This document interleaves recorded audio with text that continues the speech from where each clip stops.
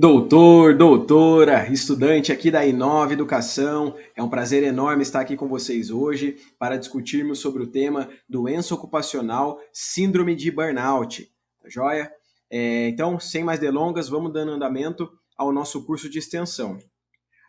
Aqui tem uma breve apresentação minha, me chamo Vinícius Fonseca Cursino, sou advogado, professor aqui da Inove, atualmente membro da Comissão de Direito do Trabalho da OAB na subseção de Taubaté, sou especialista em Direito do Trabalho e Processo do Trabalho e também em Acidente do Trabalho, que é o tema do nosso curso de hoje.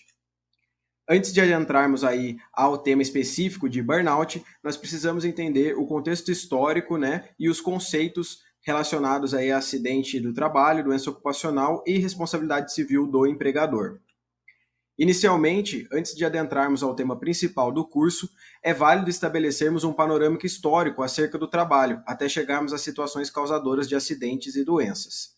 Há hoje em nosso modelo de sociedade uma divisão ocasionada pelo sistema capitalista, que se divide aí em duas frentes. A primeira delas são os detentores do capital, aqueles que, através de uma iniciativa empresarial, uma atividade econômica, produzem bens e serviços a fim de atender aí o consumo da massa social, e, por outro lado, a massa social, que são os não detentores do capital, mas detentores da força de trabalho, a mão de obra, que através dela alimentam o capital ao consumirem os produtos e serviços produzidos. Nesse sentido, surge aí a figura do Estado para poder mitigar essa exploração demasiada da massa trabalhadora, e regulamentar aí essa relação entre empregado e empregador. Encerrando um ciclo que vinha desde a Revolução Industrial, no século XIX, onde se tinha aí jornadas de trabalho de 15, 16 horas, sem qualquer direitos trabalhistas, com baixo salário e alta exposição a riscos. Então, dessa forma, percebe-se a importância da função social do direito do trabalho, pois é através de seu intermédio que se atende e supre as necessidades do ser humano em sociedade, fazendo jus aí ao princípio da igualdade. A função social do trabalho está pautada no princípio da dignidade da pessoa humana, presente nos artigos aqui da Constituição Federal, que eu trouxe para vocês e venho grifando aqui. Saiu um pouco torto, mas tudo bem. Portanto, pressupõe-se a intervenção do Estado para impor normas trabalhistas de cunho constitucional e infraconstitucional, com a finalidade aí de proteger a dignidade da pessoa humana e promover esse equilíbrio em relação ao desenvolvimento social. Tá bom? Então, a partir daí, nós começamos a ver o surgimento de algumas normas relacionadas à saúde e segurança do trabalho. Houveram, então, lucros crescentes, com aquela advinda da indústria, mas o que veio também junto com isso, com essa expansão do sistema capitalista, foi a massa social caindo em miséria, doenças, mutilações, mortes, enfim. Então, após revolta e protestos dos trabalhadores, chegou no Brasil, ali por volta de 1919, as primeiras normas protetivas, por meio do Decreto-Lei número 3.724, de 15 de janeiro de 1919. Neste ano, houve a criação da OIT, que é a Organização Internacional do Trabalho, pelo Tratado de Versalhes, que promulgou algumas normas sobre proteção e saúde, a saúde e a integridade física do trabalhador, ratificadas por vários países, inclusive o Brasil. Surge nesse contexto, além de outros direitos trabalhistas, o direito do trabalhador à saúde e segurança do trabalho. Após, outras normas protetivas foram editadas aqui dentro do Brasil, e com ela veio a Lei 6.514, de 77, que deu a nova redação ao capítulo 5 da CLT, que trata aí da segurança e da medicina do trabalho. Por sua vez, a Constituição Federal, promulgada em 88, dispõe, no artigo 7º, inciso 22, a busca constante da melhora da condição social e da redução dos riscos inerentes ao trabalho. Assim, a gente começa, então, a passar a análise do acidente de trabalho propriamente dito, ou melhor, acidente do trabalho propriamente dito. Os anos foram se passando, em 24 de julho de 91, entrou em vigor a Lei 8.213, vigente até os dias de hoje, que dispõe sobre os planos de benefício da Previdência Social. Aqui fica bem claro que os conceitos que a gente tem de acidente do trabalho e doença ocupacional derivam, né, da legislação previdenciária, eles estão adstritos a essa legislação, e não à legislação específica do direito do trabalho. Então, o direito do trabalho adota aí os conceitos dessa legislação previdenciária. Essa lei, então, ela trouxe a conceituação de acidente do trabalho e doença ocupacional, a qual nós vamos estudar a partir de agora, que está prevista aí entre o artigo 19 e 23, tá? da referida lei. Então, o artigo 19 ele diz assim, de forma ampla: o acidente de trabalho é o que ocorre pelo exercício do trabalho a serviço de empresa ou empregador doméstico, que provoca lesão corporal ou perturbação funcional ou que cause morte, né? E que também ocasione a perda ou redução total, né, permanente ou temporária da capacidade para o trabalho. Perda ou redução permanente ou temporária da capacidade laborativa, tá bom? Capacidade para o trabalho. O legislador ele não conseguiu trazer aí, abarcar todas as hipóteses de acidente. Então ele traz esse contexto de uma maneira ampla. Mas além disso, né, diante dessa dificuldade aí de conceituar, a lei ela definiu apenas então o acidente de trabalho em sentido estrito, também denominado como acidente típico ou acidente tipo. No entanto, acrescentou outras hipóteses aí que se equiparam ao acidente típico do trabalho, para efeitos legais. Isso porque a incapacidade laboral também pode surgir por fatores causais que não se encaixam diretamente no conceito estrito de acidente que a gente acabou de ver no artigo 19, e um exemplo deles é o artigo 20 da referida lei, que vai tratar sobre as doenças ocupacionais. Aqui a gente vai dividir a doença ocupacional em dois tipos, tá? A doença profissional e a doença do trabalho. Artigo 20. Consideram-se acidente do trabalho, nos termos do artigo anterior, as seguintes entidades mórbidas: doença profissional, assim entendida, produzida ou desencadeada pelo exercício do trabalho peculiar a determinada atividade e constante na respectiva relação elaborada pelo Ministério do Trabalho e da Previdência Social.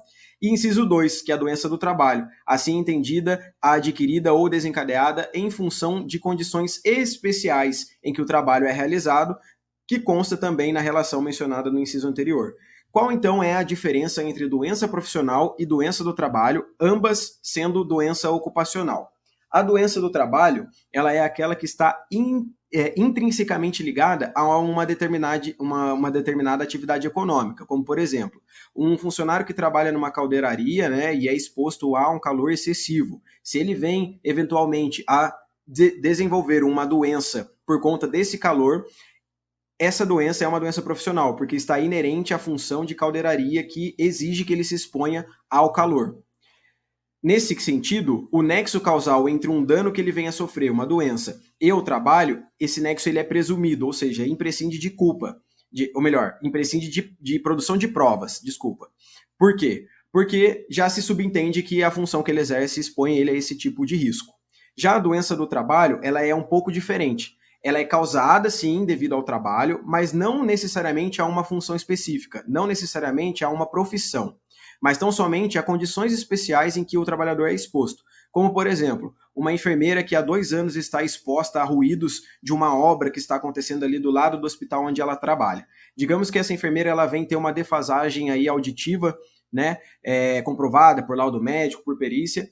Então, a gente consegue imputar a ela uma doença do trabalho, porque não necessariamente a enfermagem causa surdez, certo? Mas, nas condições em que ela estava, foi ocasionado aí a defasagem auditiva. Nesse caso, nessas situações em que o risco não está inerente à função, há necessidade de produção de prova para se formular aí o nexo causal, tá bom?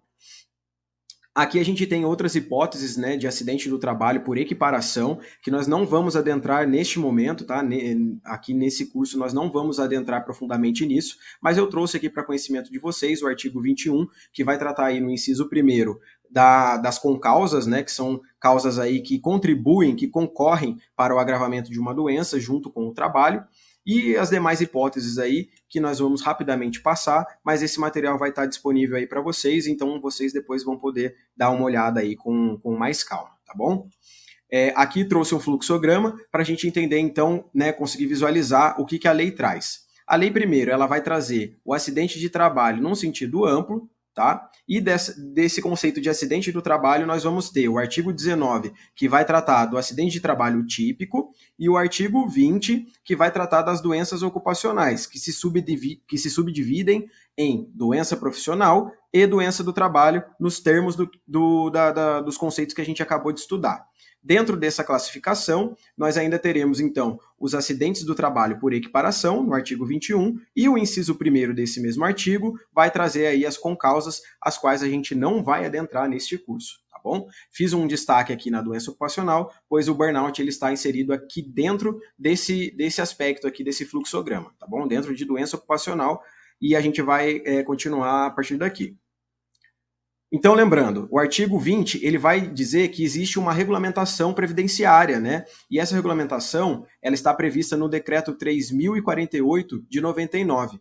E ela vai ter lá, na sua redação, o anexo 2, que vai se subdividir em 4 listas. Tá parecendo complexo, mas nós vamos entendendo aos poucos, tá bom? Então, vamos lá. Dentro do regulamento, nós temos o anexo 2, ele se divide em 4 listas. Mas antes da gente falar sobre isso, eu preciso trazer aqui para vocês que o legislador ele criou o referido artigo 21A na Lei 8.213, que a gente estava estudando até agora há pouco, tá? Que vai ampliar a presunção legal para adotar o sistema de presunção da doença ocupacional quando demonstrado o nexo técnico epidemiológico, NETEP. Então, a NETEP ela vai considerar aí o CID de uma doença específica e o CNAE de uma atividade econômica específica. E toda vez que tiver essa ligação, o nexo vai ser presumido. A atual redação dada pela Lei Complementar número 150 de 2015 trouxe um novo dispositivo à Lei 8.213, que é justamente esse artigo que vai dizer o seguinte: artigo 21A. A perícia médica do Instituto Nacional de Seguro Social considerará caracterizada a natureza acidentária da incapacidade quando constatar ocorrência de nexo técnico epidemiológico, tá? Que é a classificação aí entre as doenças, a classificação internacional de doenças, o CID, é a comparação entre o CID e o CNAE da atividade desenvolvida, tá bom? E esse artigo aqui, ele veio para regulamentar a lista C do anexo 2 do Regulamento da Previdência Social. Essa lista vai trazer as hipóteses aí de nexo técnico epidemiológico, que nós vamos ver agora. Então, a primeira lista do anexo 2 do decreto 3048, ela vai indicar, na verdade, os agentes patogênicos, aqueles que causam algum tipo de perturbação. Então, eu trouxe aqui a exemplo, por exemplo, os agentes físicos, né? Aí tem ruído, afecção auditiva, vibrações, ar comprimido, e do outro lado ali da tabela mostra as atividades que vão trazer aí esses agentes no seu âmago, como por exemplo aqui, né? Vibrações, que traz aqui indústria metalúrgica, construção naval e automobilística, mineração e por aí vai, tá? Já aqui, a lista A, ela vai trazer da seguinte forma: ela vai apontar os agentes ou fatores de risco de natureza ocupacional relacionados com a etiologia, ou seja, com a causa de doenças profissionais e de outras doenças relacionadas com o trabalho. Com efeito, iniciando-se a investigação da lista A, é possível localizar a doença a partir de seu agente causal. Então, se a gente for se basear nessa lista aqui, a gente precisaria produzir prova. Então, por exemplo, o cidadão, né, o trabalhador, ele é exposto aí a vibrações. O que exposição à vibração pode causar? Aí do outro lado nós temos aqui diversas doenças, aqui diversos CIDs, tá? Então, se ele for diagnosticado com um desses CIDs, ele vai poder aí imputar uma responsabilização num eventual processo indenizatório.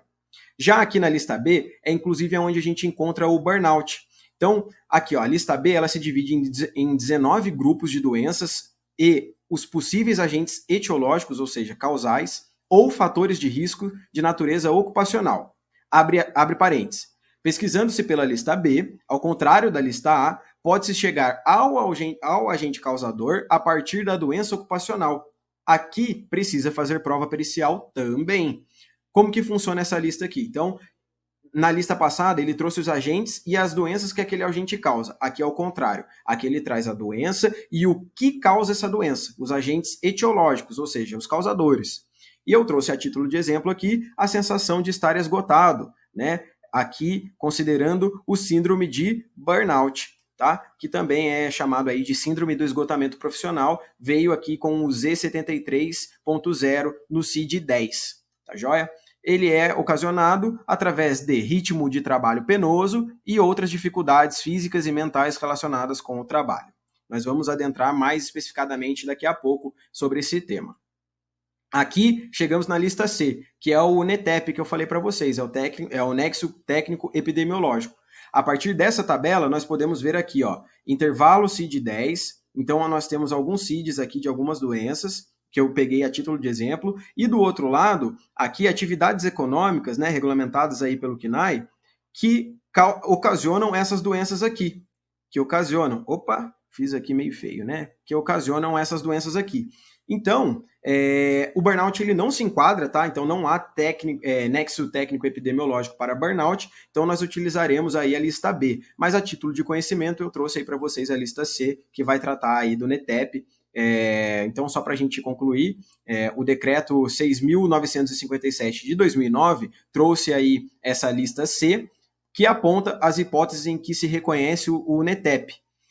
Consultando a lista C, é possível aferir o CID da patologia diante da Classificação Nacional da Atividade Econômica CNAE da empresa, gerando nexo técnico-epidemiológico. Aqui, galera, não precisa produzir prova pericial, tá? A presunção de nexo causal já está inerente aí com a comparação nessa tabela. Se um CID determinado tem aí uma comparação com o CNAE, já está aí presumido, tá, que aquela atividade econômica causou aquele problema, aquela doença ou acidente, tá bom? No caso, a doença mesmo, tá? Então, ocasionou um acidente, ocasionou uma doença, a pessoa precisou se afastar pelo INSS, enfim, aconteceu algum problema que feriu aí a saúde e segurança do trabalhador, há necessidade de se abrir o CAT, tá? Que é o Comunicado de Acidente do Trabalho. O artigo 22 da referida lei previdenciária diz o seguinte: a empresa ou o empregador doméstico deverão, tá? É um dever dos empregadores, comunicar o acidente do trabalho à Previdência Social até o primeiro dia útil seguinte da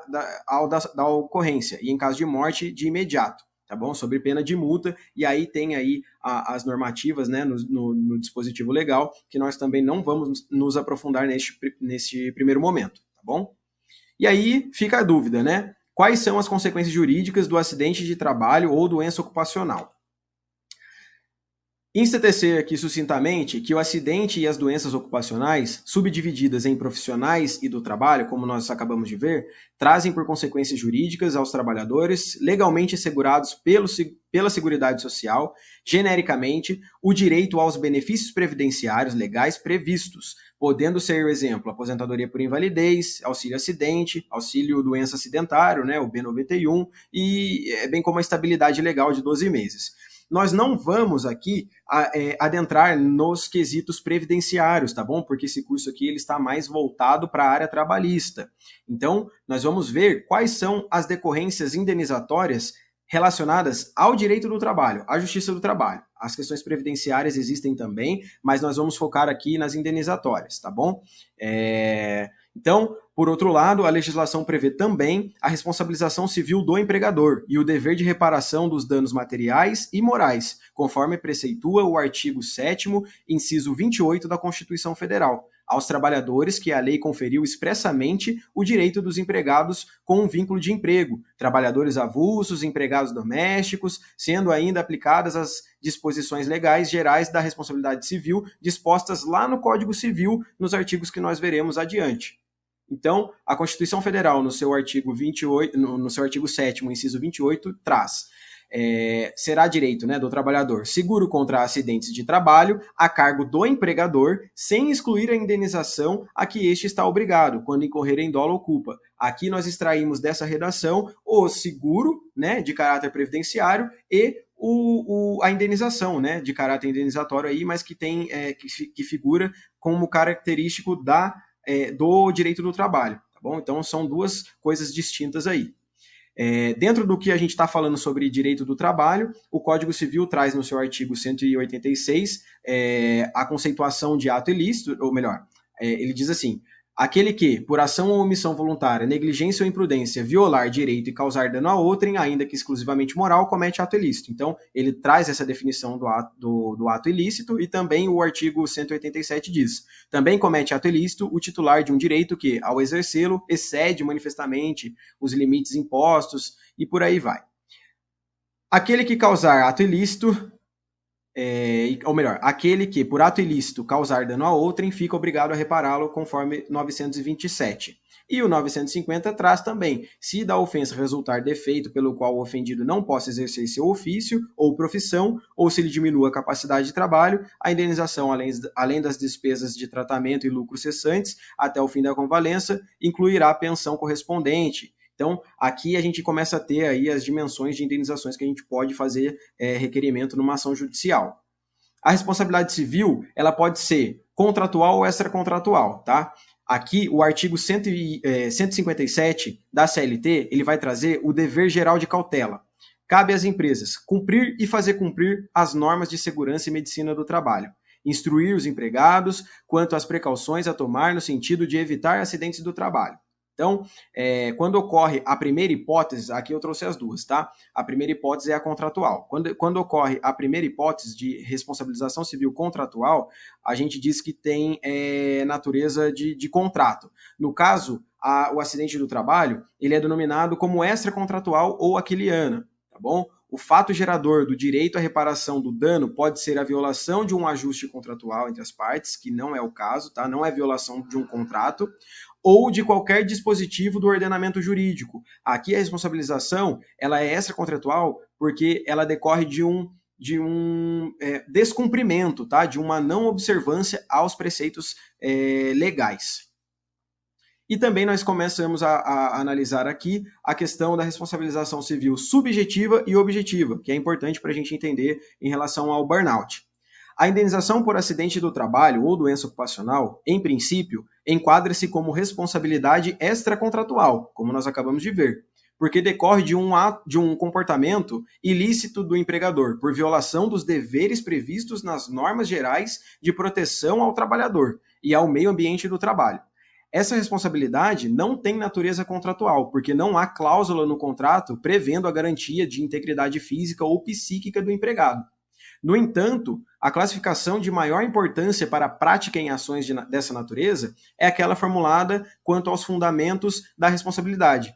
Neste aspecto, a responsabilidade civil do empregador pode se apresentar como a natureza subjetiva ou objetiva. Em relação à responsabilização civil, em relação à responsabilidade civil, não ficam dúvidas de que o texto constitucional adota a responsabilidade subjetiva, ou seja, ela fica aí mediante comprovação de dolo ou culpa.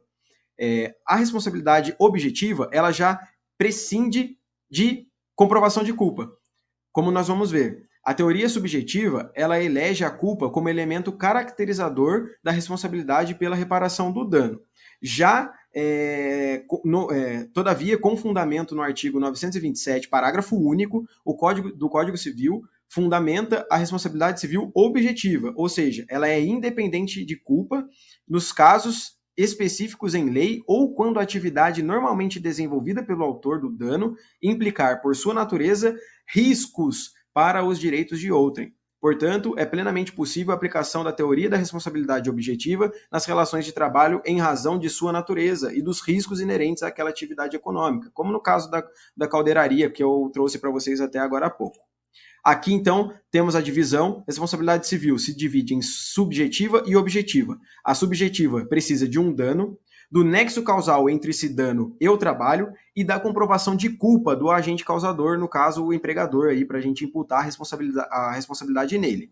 Já a responsabilidade objetiva, ela tem o dano, ela tem o nexo causal, o dano foi causado pelo trabalho, porém, a culpa ela é presumida, então nós não precisamos provar a culpa, porque a atividade econômica, né, a atividade ali, a profissão, o ofício que aquele obreiro ele está exercendo, que aquele trabalhador exerce, já presume um risco, e aí se ele sofre um problema, um acidente, né, ou no caso uma doença ocupacional, diante daquele cargo que ele exerce, daquela função, já se presume aí que a culpa do empregador por expor ele a esse risco já fica caracterizada, então, a responsabilização do empregador. Quem diz isso é a tese de repercussão geral, tema 932, tá? Do tribunal, que diz assim: o tribunal, por maioria, isso aqui é do STF, tá? O tribunal, por maioria, fixou a seguinte tese de repercussão geral: o artigo 927, parágrafo único do Código Civil é compatível com o artigo 7º, inciso 28 da Constituição Federal, sendo constitucional a responsabilização objetiva do empregador por danos decorrentes de acidente do trabalho, nos casos específicos em lei ou quando a atividade normalmente desenvolvida, por sua natureza, representar exposição habitual a risco especial, com potencialidade lesiva, tá bom?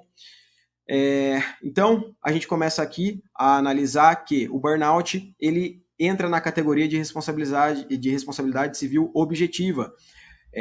A etiologia com o trabalho é pressuposto intrínseco da burnout, visto que quando as vítimas se afastam, os sintomas diminuem ou até cessam, tendo por exceção vítimas que estão tão afetadas que incorporam tais sintomas. Sendo uma doença decorrente da atividade laboral em si, que expõe ao risco de estresse crônico, como veremos adiante, a responsabilidade pelo infortúnio do trabalhador não pode ser subjetiva, mas sim objetiva, decorrente da teoria do risco, que nós acabamos de ver. Assim, não compete ao empregado fazer prova de culpa do empregador por imprudência, negligência ou imperícia em não adotar medidas protetivas para afastar o risco do trabalho, sendo inclusive ilógico, vez que o risco é inerente ao próprio exercício do trabalho. O burnout ele é um esgotamento causado por estresse crônico no trabalho. Então, o fato de você estar exposto àquela circunstância do trabalho já traz aí a responsabilidade objetiva, tá bom? Agora nós vamos dar uma pausa aqui para começar, de fato, o estudo sobre a síndrome do burnout, tá joia? Encontro vocês aqui no próximo bloco. Um abraço. Tchau, tchau.